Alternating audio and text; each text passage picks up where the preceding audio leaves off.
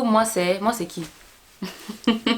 J'espère que vous allez super bien et bienvenue dans cette vidéo consacrée au thème pousse de cheveux crépus et coiffure protectrice. Officiellement, ça doit être la dernière vidéo de cette série de vidéos, mais peut-être je ferai encore une autre vidéo pour répondre à certaines de vos questions. Si je ne réponds pas à toutes les questions dans cette vidéo, parce qu'on va d'abord parler du thème de cette vidéo, c'est-à-dire le moment de défaire la coiffure. Dans la première vidéo, on a parlé du moment de la confection de la coiffure.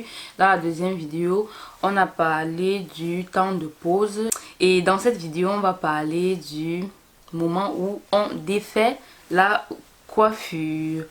Donc je vais d'abord parler de ça avant de répondre à certaines questions que je n'ai pas pu répondre dans les commentaires. Alors, quand vous faites votre coiffure, vous avez décidé de poser ça pendant un certain moment, ça peut être un mois, je sais pas trop quoi, et après vient le moment de défaire votre coiffure. Et comme on a vu dans la vidéo précédente, quand vous faites une certaine coiffure, surtout avec des extensions, des nattes collées, et que ça fait dans les 1 mois, bah vos cheveux ne reçoivent pas de soins. Ils sont étouffés sous des extensions qui sont en plastique et tout. Ils sont étouffés, ils ne reçoivent pas de soins. Et ils se fragilisent. Ils deviennent secs. Ils commencent à loxer.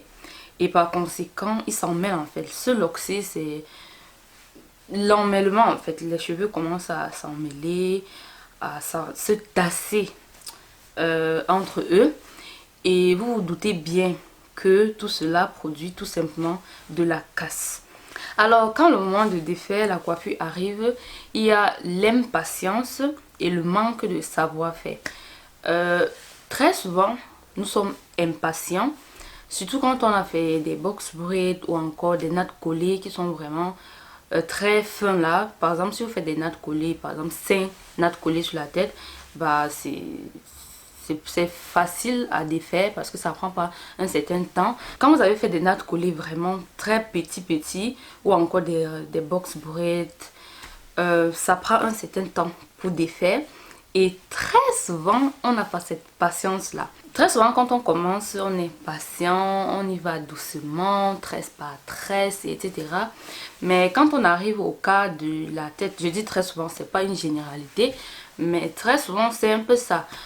On commence à vouloir vite faire, on veut vite finir avec et on commence à faire des trucs qui ne sont pas bien pour les cheveux. On commence à faire les choses dans la brutalité.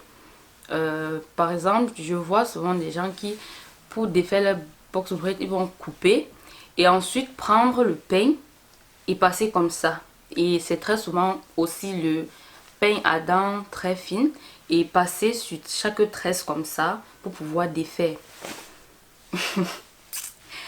Je ne peux pas imaginer le nombre de cheveux que vous cassez quand vous faites ça.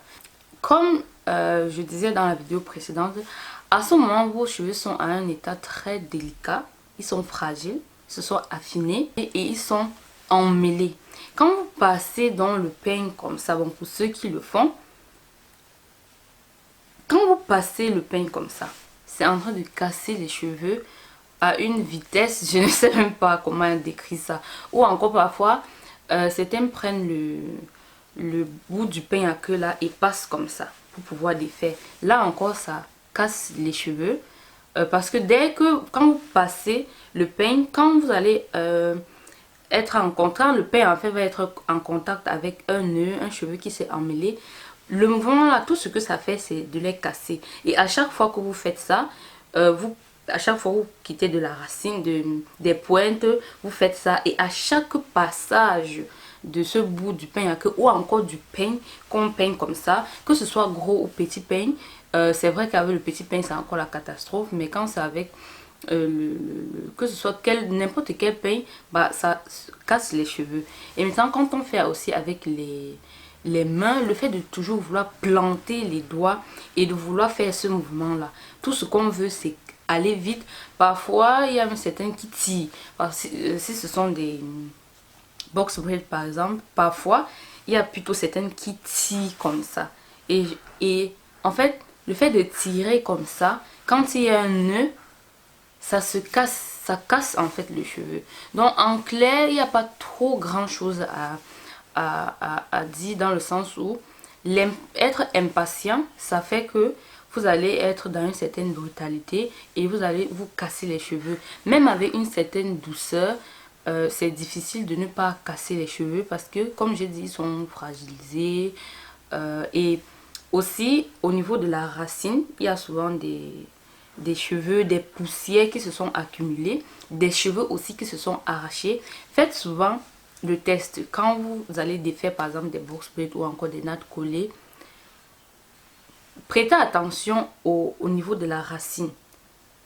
Ce tas de poussière qui est souvent là, c'est aussi avec des cheveux. Vous allez voir un cheveu tout entier, des cheveux tout entiers qui vont en fait quitter en même temps que ces poussières là qui s'accumulent souvent.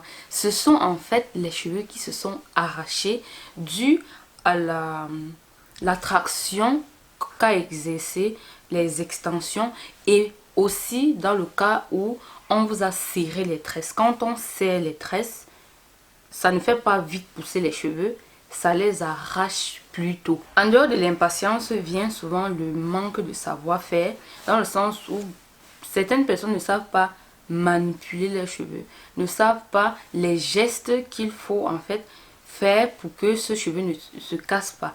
Et quand vous allez allier impatience et manque de savoir-faire, c'est la catastrophe. Il y a certains qui disent souvent que le fait de perdre beaucoup de cheveux quand on défait une coiffure protectrice, c'est normal parce que vous avez perdu beaucoup de cheveux parce qu'on perd environ 100 cheveux par jour, et que si vous avez fait un mois, c'est normal en fait que vous perdez beaucoup de cheveux. C'est normal si ce sont vraiment des cheveux morts. Il y a la différence avec un cheveu qui est tombé de lui-même et un cheveu que vous avez arraché. Et je vous demande souvent d'observer quand on vous coiffe, surtout encore pour les personnes qu'on a serrées, 2 jours, 3 jours après, observez la racine de vos cheveux et vous verrez, c'est souvent un truc blanchâtre comme ça. Ce sont en fait des cheveux qui ont tellement été tirés, qui ont tellement reçu une traction qu'ils se sont arrachés. Et vous n'allez pas lier ça à des cheveux qui sont tombés, qui devaient de toutes les façons tomber. Ça n'a rien à voir. Et c'est très souvent aussi au niveau des tempes là, comme j'ai dit, il y a parfois même une tresse qui s'arrache complètement. Ça ne veut pas dire que ce sont des cheveux morts, ça s'est arraché. Donc il faut faire la différence entre les cheveux que vous avez arrachés et les cheveux qui sont tombés naturellement. Ensuite, il faut différencier cheveux cassés et cheveux morts. Et cheveux aussi arrachés. Donc il y a ces trois là, cheveux qui se sont arrachés, les cheveux morts et ensuite les cheveux que vous avez cassés. Les petits cheveux là que vous retrouvez souvent au sol, ce sont très souvent des cheveux que vous avez cassés. En clair, c'est ça. C'est la casse. Il n'y a pas plus que ça. Il n'y a pas plus à dire. Et aussi, il y a la façon que vous allez prendre soin de vos cheveux après. Et j'ai déjà fait une vidéo par rapport à ça. Comment faire ces soins après des tresses. À la racine, il y a très souvent ce nœud là. Et il y a certaines personnes qui peignent. C'est-à-dire prennent le peigne pour enlever ces nœuds qui sont, ces nœuds de poussière qui sont au niveau de la racine. Prennent le peigne pour peigner et à sec comme ça. Non, on ne fait pas ça. Je vais vous laisser le lien ici de ce que vous devez faire quand vous allez défaire votre coiffure protectrice pour minimiser la casse. Et déjà, si vous regardez cette vidéo et que vous n'avez pas regardé la première et la deuxième partie, je vous conseille vivement de la regarder pour pouvoir comprendre ce que je suis en train de dire ici. Et ce qui venait dans les commentaires des 2 vidéos que j'ai fait précédemment, c'est ok, quelle est donc la meilleure coiffure protectrice d'après toi? Si vous me posez cette question, c'est d'une part, je ne sais pas si vous ne comprenez pas ce que je suis en train de dire, mais d'après moi, Sandra, fille de monsieur et madame A, il n'existe pas de coiffure protectrice. Désolée pour les bruits là, mais je dois terminer cette vidéo. Sachez que je ne vais jamais parler de coiffure protectrice. Je vais jamais vous dire qu'il y a telle coiffure qui est protectrice, ça, ceci, cacher ses pointes, etc. Pour moi, ça n'existe pas. Et j'ai aussi reçu des questions comme quoi, est-ce que c'est donc mieux de faire des coiffures sans extension, comme par exemple des twists, ou encore quelques petites tresses avec ses propres cheveux. Bref, est-ce qu'il y a un avantage à faire des coiffures sans extension? Oui, il y a un avantage à faire des coiffures sans extension, parce que si vous avez suivi la deuxième vidéo de cette série, je disais que les extensions sont en plastique et ils étouffent le cheveu. Et quand vous faites déjà une coiffure sans extension, vous n'avez pas cet aspect de plastique en fait qui étouffe votre cheveu. C'est déjà quelque chose de bien. Deuxièmement, on n'a pas cette traction là qu'exercent les extensions sur nos cheveux. Ça, c'est encore un autre avantage. Mais si au final, quand vous me posez cette question, c'est pour savoir si quand vous allez faire ce genre de coiffure, ça va vous faire éviter la casse, par conséquent vos cheveux vont pousser beaucoup plus, je vous dirais non. Si vous avez bien écouté, comme j'ai dit les vidéos précédentes, dans la première vidéo je parlais du moment de la mise en place de la coiffure. Si vous faites des twists rien qu'avec vos cheveux, au moment de la mise en place, si pour faire vos twists par exemple, vous voulez faire des raies parfaites, à chaque fois vous voulez diviser vos cheveux, si vous les manipulez mal, ils vont se casser avant même que vous avez réalisé votre coiffure. Ensuite, je vous parlais de ce fait que quand nos cheveux sont compactés dans un endroit pour longtemps, ils commencent à loxer. Par conséquent, quand vous allez défaire vos twists ou bien encore vos nattes, je ne sais pas trop quoi, vos cheveux seront emmêlés. Et si vous n'avez pas encore une bonne manière de gérer vos cheveux, ils vont encore se casser. Donc au final, je ne sais pas si au fond, j'ai l'impression que pour certains c'est trop important de faire une coiffure protectrice au final. Qu'au final, c'est pas le fait de prendre soin de ses cheveux, c'est important de dire j'ai fait une coiffure protectrice. Déjà, la première chose, c'est d'apprendre à s'occuper de ses cheveux crépus, comme des cheveux crépus et pas comme d'autres cheveux. C'est ça la première chose. Apprendre à les manipuler, apprendre les gestes qu'il faut, les outils qu'il faut pour ne pas casser ses cheveux. C'est la première des choses à apprendre. Quand vous savez déjà bien manipuler vos cheveux, vous avez les bons gestes. Quand vous allez vouloir vous coiffer, vous n'allez pas casser beaucoup de cheveux. Quand vous allez vouloir faire vos twists par exemple, vous n'allez pas casser beaucoup de cheveux. Et c'est la même chose pour par exemple faire cette coiffure. J'ai fait des twists. Et si je ne sais non plus bien les manipuler, ils vont aussi se casser.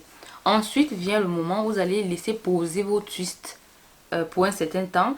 L'inconvénient avec ça, c'est comme j'ai dit, quand le cheveu est compacté sur un endroit pour un certain temps, il commence à loxer. Tandis que quand vous faites des twists, avec les bons gestes et tout, vous évitez la casse. Après, vous allez les défaire pour faire, par exemple, un twist out, un braid out, les bantu knots, etc.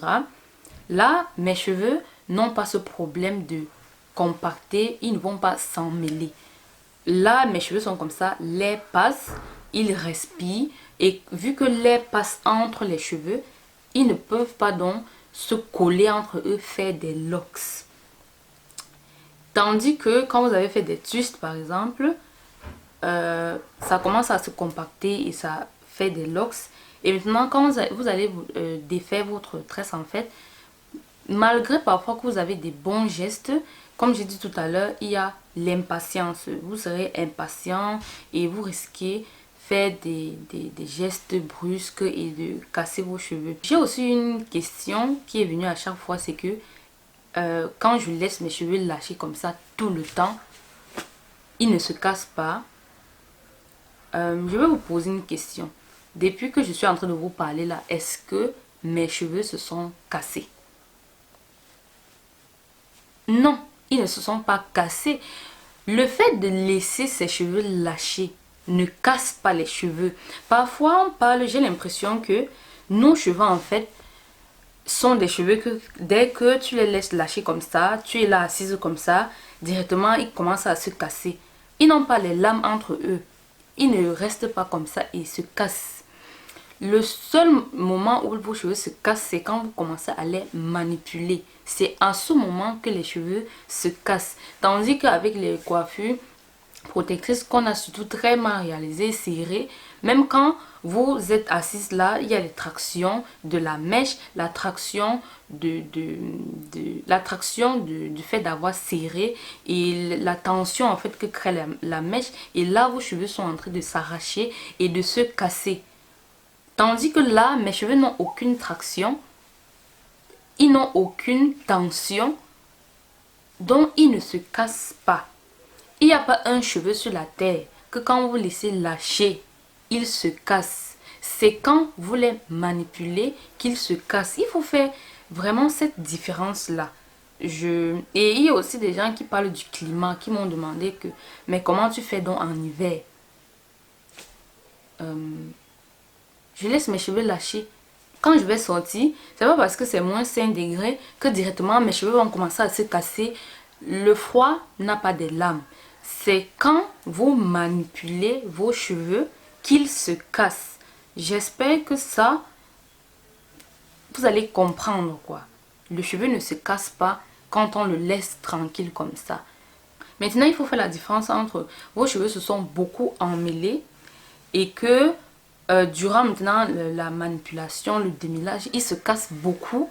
Et le fait que quand je laisse mes cheveux lâcher, ils se cassent. C'est pour ça que je dis c'est très important d'apprendre à les manipuler, d'apprendre les bons gestes qui ne vont pas les casser. Et voilà, nous voici à la fin de cette série de 3 vidéos consacrées au thème pousse de cheveux crépus et coiffure protectrice. J'espère que j'ai pu vous éclairer sur certains points. J'espère que vous allez désormais être attentif, observer et à la fin faire votre propre jugement de ces coiffures protectrices là. Et sincèrement, pour moi, c'est très important qu'on leur donne leur place de coiffure, tout simplement. Et c'est pas quelque chose de plus comme ça, c'est même dangereux dans certains cas. Et je n'ai même pas parlé par exemple des crochets braids, qu'on doit faire des nattes, après passer le crochet.